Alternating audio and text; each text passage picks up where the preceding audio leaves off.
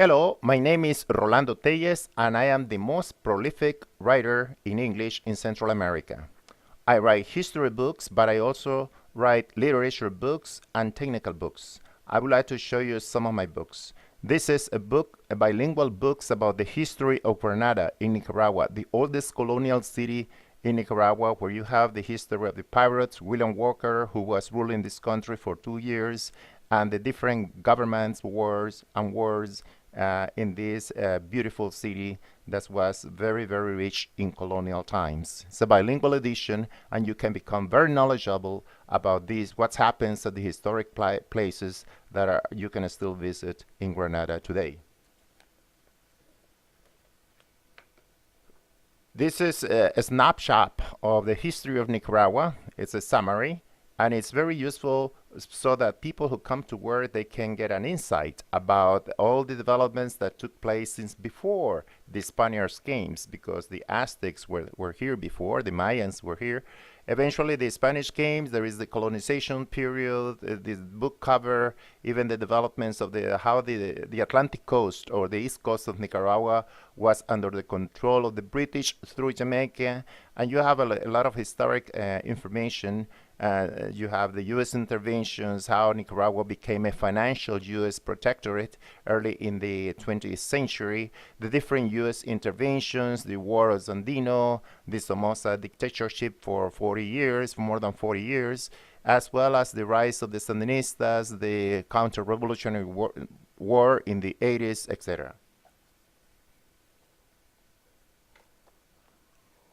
Likewise, you have here the great hero Sandino. Sandino was a revolutionary who was able to fight successfully the American army. Usually the American army killed all the bad guys. Saddam Hussein, Gaddafi, Osama bin Laden, you name it. Sandino was supposedly a bad guy. He fought successfully for many years in the mountains of Nicaragua, and the pilots who bombarded and shelled the northern part of Nicaragua, they recognized that it was a great experience because when they came back to the United States, these pilots were able to train the new pilots who were going to fight the wars in Europe. It's a very interesting story because you have a balanced view between the way the Latin American perceives Sandino as a phenomenon who was fighting for Latin American dignity, as well as the counterpart view from the newspapers like the New York Times and other people who wrote about him. With regard to literature, Rubén Darío and centenary of his death, Rubén Darío is the writer who is most famous all over the Spanish-speaking world. Rubén Darío is like the father of all poets, and it's the main source of literature. He opened new horizons for Latin American literature. He absorbs the thinking of Western writers as well as Eastern writers, and eventually he was able to produce his own literary movements, Modernismo. He wrote hundreds and hundreds of books about different things, novels, stories, poetry, of course, and is once again, this book contains the way he was influenced by his contemporaries and the old writers, and the way he influenced so many writers of his time, and he continues influencing many writers up to today. Rubén Darío would be like the equivalent to William Shakespeare in England with respect to the Spanish-speaking world. So this is a book that also has some explanations about the way he the poetry he wrote, the context, the political context, the socio-political context in which he wrote his poetry. Although he was not a political poet, his thought was very complex, and therefore it was necessary to explain some of the issues that he addressed in his poetry, his beautiful poetry. Here is another book which is very useful to people who are learning Spanish in Central America. It contains the most popular stories from Costa Rica and Nicaragua. One page is in English and one page is in Spanish. Most of my books are bilingual books, so you can have the reference in both languages. And it's very useful because this book is about supernatural beings meddling with human affairs. The good guys get rewards. The bad guys usually get punished. Well, in the real world, it doesn't happen like that all the time. But still, this is what people believe. People believe that in supernatural beings, particularly before the Spanish conquest, since in Central America there was no organized religion. Very, very useful. It's fun. It also contains the legends of some of the current cultural and folkloric characteristics, like La Gigantona, like the big, tall woman, and the short dwarf, which has a big head. He's smart and he falls in love with a tall woman who dances, but the Spanish woman, who is tall and white, never pays attention to him.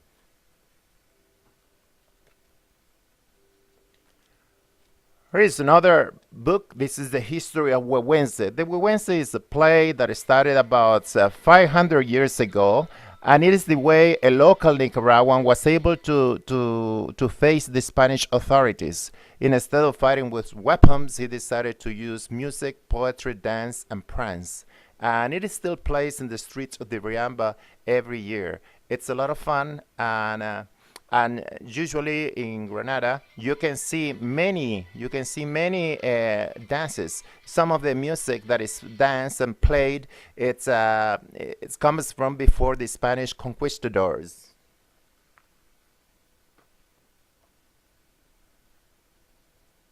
Another book that I wrote, and which is very useful to people who plan to work or live in Nicaragua for some period of time, is Nicaraguan Slang Dictionary. This dictionary is the most complete trilingual dictionary because it's contained the Nicaraguan way of speaking, then the standard pronunciation, into the standard meaning in Spanish, and then the translation into English.